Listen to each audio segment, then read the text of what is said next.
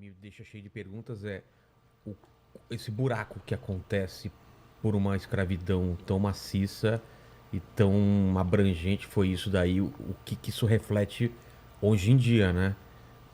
Vamos falar de Brasil, por exemplo, né? Você tem essa população absurda de escravos que de uma hora para outra, tipo, você não é mais escravo, mas não tem nada. É. E aí, como você absorve esse pessoal? Como foi esse processo aqui no Brasil? Não foi, né? Não foi? Não, foi de Não, algum não, não jeito. foi absolvido. Não, mas Foi. como que aconteceu? Não, o fato Eles é que- voltaram a meio que Se trabalhar... fosse a abolição do Rebouças, Entendeu? se fosse a Tinha. abolição do Luiz Gama... Tinha umas outras ideias? Não dá pra. Então, o problema é esse. Então, as pessoas acham que não tinha. Ah, simplesmente foi lá, assinou e vai embora. Isso não é verdade. Então, quer dizer, o processo, o abolicionismo foi gestado, né?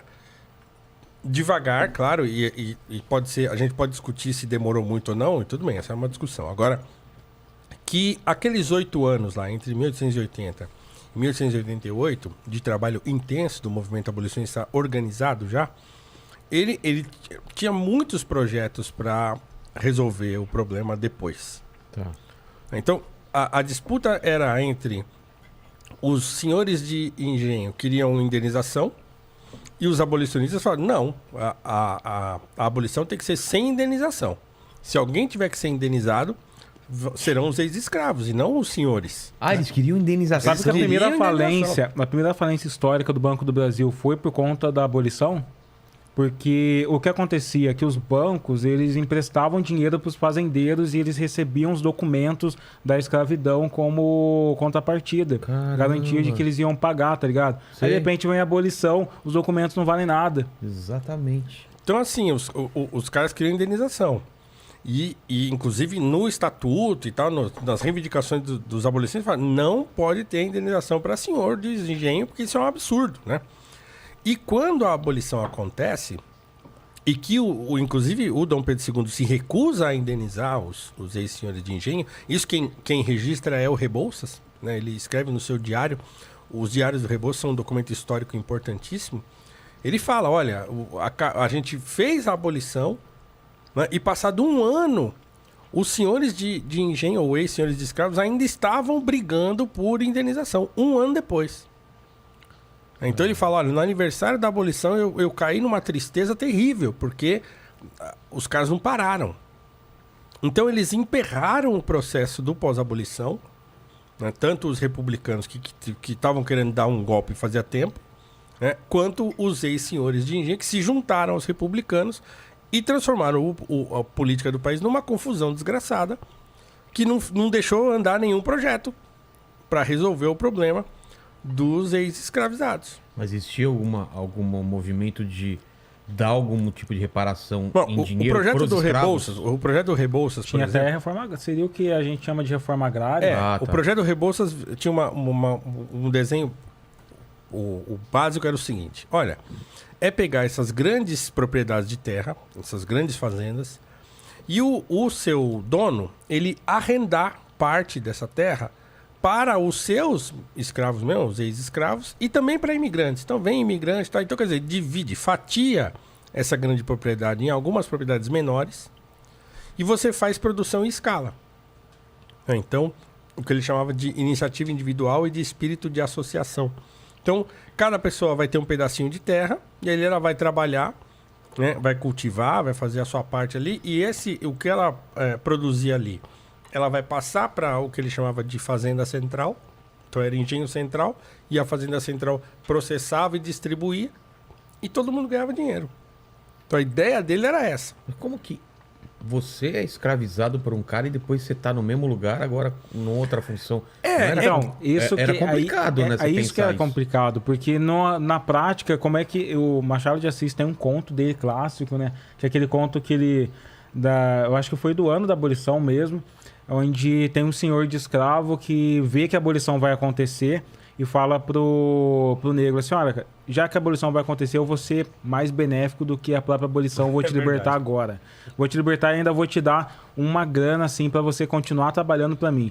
Só que era um valor tão irrisório que no final das contas a escravidão tinha continuado, porque ele não teria grana para se sustentar com o dinheiro que ele recebia. Então, Aí beleza, ele continuou trabalhando para aquele senhor, aí o senhor dá uma pancada na cara dele e fala, tem algumas coisas que vai demorar para passar.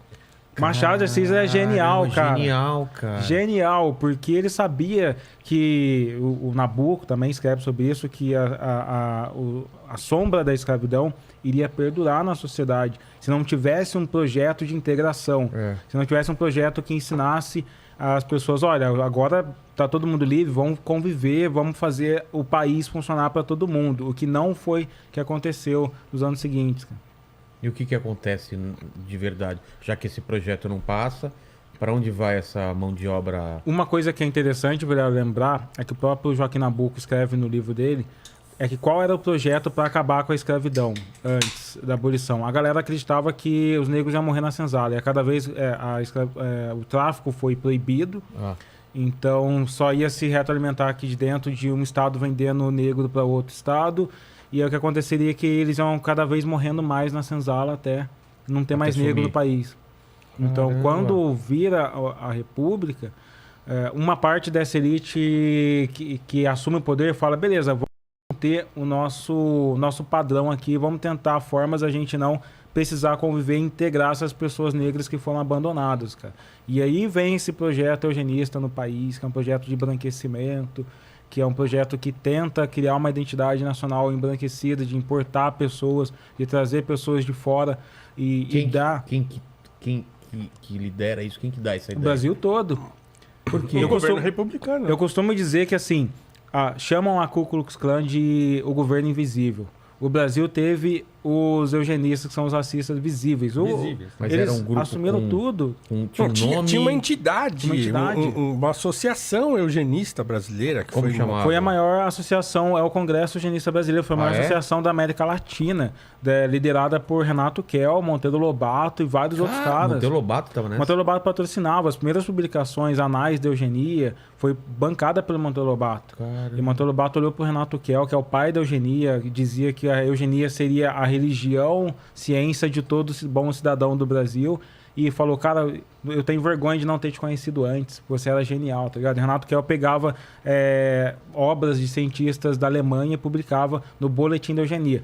Entre 1920 e 1930, talvez o Brasil foi a época mais racista do Brasil. Por que eu digo mais racista? Porque se você entrar em qualquer universidade, qualquer hemeroteca e pesquisar saúde da raça, higiene da raça, isso estava em discussões. O Congresso brasileiro estava discutindo esterilização. Dos negros? De pessoas... eles não chamavam diretamente negros.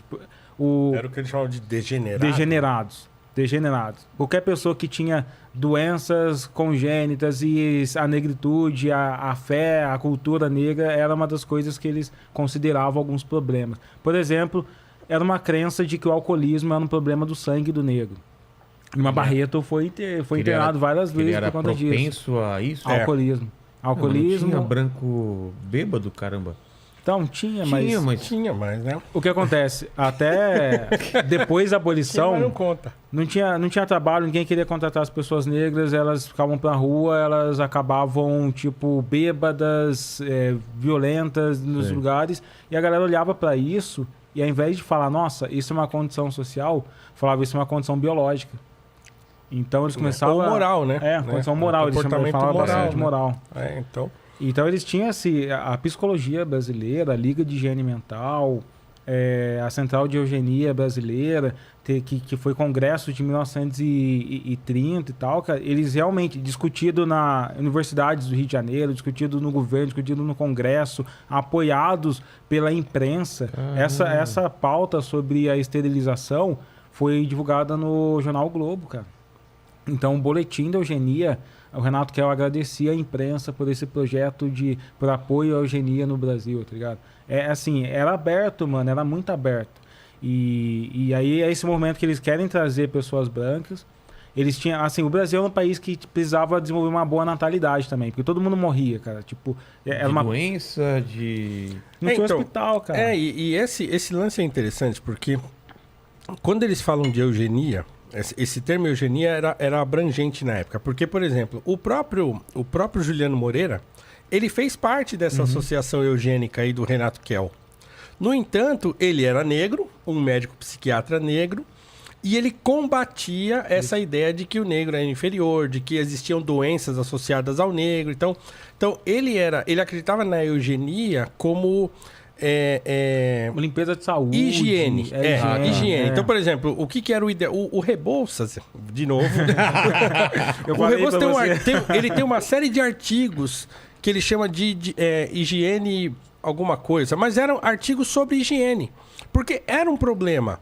Né? A falta de higiene, as pessoas não tomarem natalidade. banho. Natalidade. Morria muita criança, morria muita gente de malária. Tinha muito casamento entre primos e pessoas do mesmo sangue, então isso também dava vários problemas. Então a eugenia tinha esse sentido abrangente também de higiene. Então nós temos que cuidar, tornar o país mais limpo, mais higiênico. O projeto sanitarista brasileiro era muito ligado à eugenia. Então, assim, é um erro a pessoa associar diretamente a eugenia a racismo. Entendi. Eugenia era várias outras tretas e outros pensamentos, inclusive alguns que foram bons. É por conta do movimento eugenista que teve uma lei que você não pode mais casar com seu primo, tá ligado? Porque tava dando ruim no país.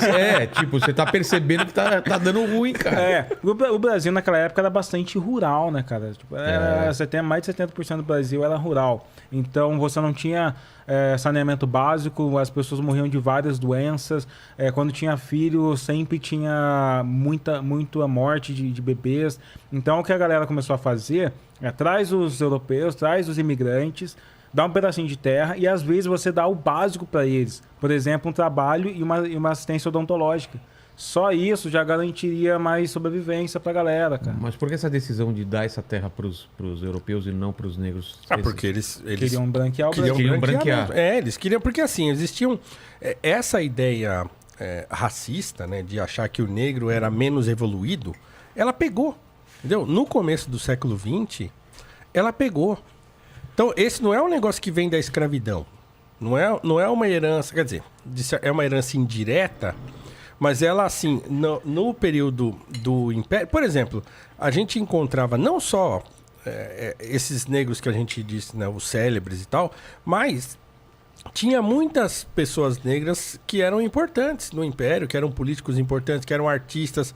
O Dom Pedro II pagou bolsa de estudo para o Estevão Silva, que era um pintor negro, estudar fora. Né? O próprio Carlos Gomes, que era mestiço, né? Era miscigenado.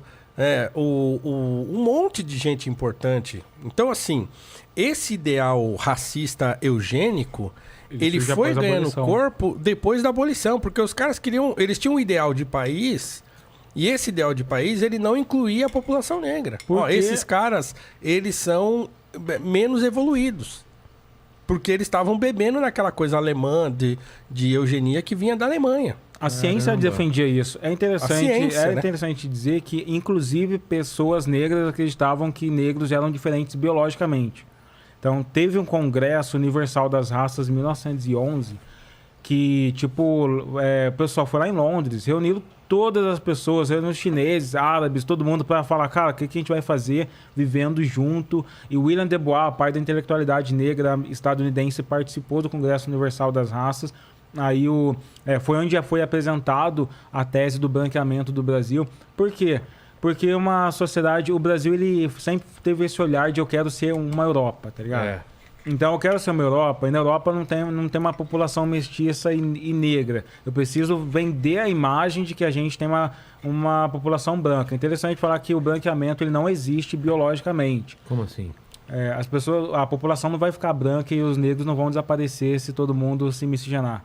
Essa é uma visão muito da América Latina. Entendi. Tanto que na Alemanha nazista, a miscigenação era tida como enegrecer as pessoas, lá na Europa. Na América Latina, que queria fazer o inverso, queria vender a imagem do inverso, a galera acreditava que tinha uma conta de 100 anos do João Batista de Lacerda. Que bizarro. Ele fez uma conta, falou assim, se no processo, ele apresentou essa conta lá no Congresso Universal das Raças. Se continuar o processo de miscigenação assim, em 100 anos, não vai existir quase ninguém com traços negroides no país. E foi o contrário, né? Então hoje, se a gente fala que tem mais de 50% de negros no Brasil, É, por causa da miscigenação, né? Quer dizer, produziu o efeito contrário do que os caras queriam. E assim, inversamente, muito inversamente, porque naquela época, a gente estava falando de 10 milhões de pessoas negras no país, que existiam naquela época. Hoje, só de pessoas negras retintas são 10 milhões e de pessoas negras miscigenadas são quase 80 milhões, assim, cara. Então, ou seja, os eugenistas, eles eram burros. Eles chutaram Eles não sabiam porra nenhuma de genética. Eles só tinham sonhos de que o sangue branco vai obliterar o sangue negro e tal. Eles só tinham desejo. Por isso que o Renato Kell diz, a ciência é religião, porque ele sabia que aquilo era mais um desejo. À medida que as pessoas vão aprendendo sobre genética, sabe quando que a humanidade teve a certeza de que nós somos uma raça biológica? Foi agora 2003. Pouco, né? 2003, né? Com o projeto de genoma. 2003, projeto de genoma. Antes de 2003, Caramba. todo mundo... Por isso que antes de 2003, na escola pública, você aprendia que negros são diferentes, que talvez tenham comportamentos diferentes, que a educação física brasileira, que tem a base antes de 2003, vai dizer que o negro é mais forte para isso, que o negro é melhor para aquilo. Tá ligado? A maior parte dos paradigmas científicos antes de 2003 tratam o negro como uma raça biológica diferente, cara. Caramba.